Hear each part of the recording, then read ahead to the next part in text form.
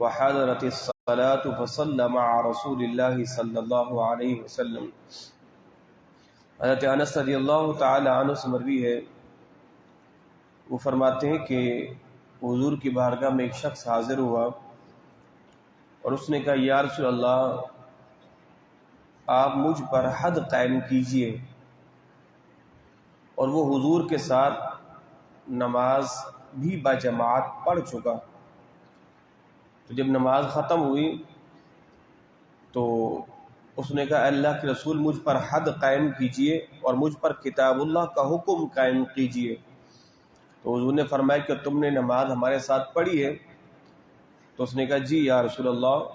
تو حضور نے فرمایا قد غفر لک، اللہ نے تیرے گناہوں کو معاف فرما دیا ہے۔ اب صحابہ کرام میں جو خوف خدا تھا وہ رہتی دنیا کے آخری مسلمان تک وہ خوف خدا نہیں آ سکتا۔ اب صحابی حضور کی بارگاہ میں حاضر ہو گیا، یا رسول اللہ مجھ پر حد قائم کیجیے، یعنی مجھ سے کوئی گناہ سرزد ہوا ہے، آپ مجھے اس کی سزا دیجیے، آپ مجھے اس کی سزا دیجیے، مجھ پر کتاب اللہ کا حکم قائم کیجیے۔ تاریخ اسلام کے اندر ویسے تو بہت سے واقعات ہیں، مگر دو واقعات، ایک حضرت معاذ اسلمی رضی اللہ تعالی عنہ اور ایک عورت کا واقعہ ہے۔ اندازہ لگائیں، ایک عورت حضور کی بارگاہ میں حاضر ہوتی، کیونکہ یہ وہ لوگ تھے، یہ سمجھ چکے تھے کہ دنیا کی سزا آخرت کی سزا کے سامنے کچھ بھی نہیں ہے۔ جو آخرت کی سزا ہے وہ نہ ختم ہونے والی سزا ہے۔ اب ایک عورت حضور کی بارگاہ میں حاضر ہوتی، یا رسول اللہ مجھے پاک کیجیے۔ حضور نے فرمایا کس طرح پاک کرنے؟ وہ کہتی یا رسول اللہ مجھ سے زنا ہو گیا ہے اور اس زنا سے میں حاملہ ہو گئی ہوں، اب مجھے پاک کیجیے۔ اللہ اکبر۔ تو حضور نے فرمایا جاؤ پہلے اس بچے کو جن لو، اس کے بعد پھر آنا۔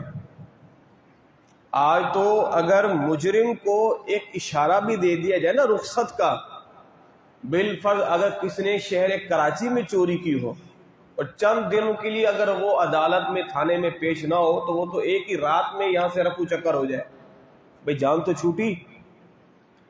مگر وہ اہل ایمان، ان کے ایمان میں کیا خوف خدا تھا۔ حضور مجھے پاک کیجئے، فرمایا کہ جاؤ میرے بچے کو جن لو۔ اب وہ عورت 9 ماہ اپنے بچے کو پیٹ میں رکھتی ہے کہ کب یہ بچہ پیدا ہو پھر میں حضور کے پاس آؤں۔ بچے کی ولادت کے بعد حضور کے پاس حاضر ہوتی، حضور اب مجھے پاک کریں، میں نے بچہ جن لیا۔ حضور نے فرمایا جاؤ ابھی اس بچے کو دودھ پلاؤ۔ وہ عورت بچے کو 2 سال تک دودھ پلاتی ہے اور پھر جب حضور کی بارگاہ میں آتی ہے تو اس کے بچے میں روٹی کا ہاتھ میں ٹکڑا ہوتا ہے، وہ روٹی کھا رہا ہوتا ہے، کہتے حضور اب مجھے پاک کیجیے۔ تو حضور نے فرمایا کون ہے جو اس بچے کی کفالت کرے گا؟ تو ایک صحابی، حضور مجھے دے دیجیے، میں اس کی کفالت کروں۔ بچہ دے دیا، فرمایا کہ جاؤ اب اس عورت کو پکڑو، اس کو کپڑا لپیٹو، اس کو میدان میں لے جاؤ، اس کو سنگسار کرو، اس کو پتھر مارو۔ اب اس عورت کو میدان میں لایا جاتا ہے اور اس کو سنگسار کیا جاتا ہے، پتھر مارے جاتے ہیں۔ تو ایک شخص کی زبان پہ نا ویسے جملہ آ جاتا ہے، نازیبا جملہ، کیا ہے اس نے کیا گناہ کر دیے ہے۔ اللہ اکبر۔ لوگوں نے اتنے پتھر مارے کہ اس نے اپنی جان آفنی کے سپرد کر دی، اور حضور کو پتا چلا کہ کسی پتھر مارنے والے نے اس کے بارے میں کوئی نازیبا جملہ کہا ہے۔ سرکار جلال میں آ گئے۔ حضور نے فرمایا تمہیں معلوم نہیں ہے اس عورت نے ایسی توبہ کی ہے، اگر اس کی توبہ مدینے کے گناہ گاروں پر بھی تقسیم کی جاتی نا اللہ سب کی بخشے فرما دیتا۔ اندازہ لگائیں وہ خوف خدا اللہ نے ان کو کیسا دیا تھا۔ حضرت معاذ اسلمی حضور کی بارگاہ میں، حضور مجھے پاک کریں۔ حضور نے فرمایا کہ ان کو جانتے ہو؟ جی۔ فرمایا دیکھو اس نے کہیں پی تو نہیں رکھی، کہیں شراب کے نشے میں تو نہیں ہے؟ صحابہ اٹھ کے گئے، ان کا حضور نہیں یہ تو اچھا آدمی ہے، ہمارے ساتھ نمازیں بھی پڑھتا ہے اور اس نے کبھی شراب کی طرف تو گیا ہی نہیں ہے۔ اچھا۔ حضور نے فرمایا چلو اب ان کو لے جاؤ فلاں میدان میں سنگسار کرو۔ میدان میں لے جایا گیا، ان کو سنگسار کر رہے تھے۔ حضرت خالد بن ولید رضی اللہ تعالیٰ عنہ کے پاس اونٹ کے کوہان کی ہڈی تھی، آپ کہیں سے آ رہے تھے اور آپ نے ہڈی ایسے زور سے ماری اور ہڈی اس کو جا کے لگی، اس کا خون جناب خالد بن ولید کے چہرے پہ آیا، اور آپ نے نازیبہ جملہ کہہ دیا اس کے بارے میں۔ اللہ کے رسول ناراض ہو گئے، فرمایا کہ تم نے یہ جملہ کہا کیوں ہے اس کو؟ اس نے ایسی توبہ کہ اگر اہل مدینہ پر تقسیم کی جاتی اللہ سب کی بخشی فرما دیتا۔ اندازہ لگے، اپنے آپ کو پیش کر دیا، حضور ہم پر حد لگائیے، ہمیں سزا دیجیے جو کتاب اللہ میں اللہ رب العزت نے نازل فرمائی ہے۔ اللہ اکبر۔ اس لیے کہ وہ سمجھتے دنیا کی سزا تو کچھ بھی نہیں ہے، بڑی سزا تو آخرت کی سزا ہے۔ آج میں ہمیشہ جب بھی حدیث بچوں کو پڑھاتا ہوں تو بتاتا ہوں، اگر استاد یہ کہنا کہ جس نے آج سبق یاد نہیں کیا رات کو وہ کھڑا ہو جائے مرغا بن جائے، تو بچے 10 قسمیں کھائیں گے ہم نے پڑھا تھا، 10 قسمیں کھائیں گے، اس لیے کہ ایک ڈنڈے سے بچ جائے، بچت ہو جائے ہماری۔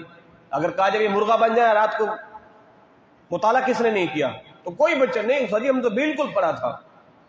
ایک ڈنڈے سے بچنے کے لیے، چند لمحوں کی سزا سے بچنے کے لیے ہم نہ جانے کتنی قسمیں کھا جاتے ہیں، مگر وہ لوگ بالکل اپنے آپ کو حضور کی بارگاہ میں پیش کر دیا تھا۔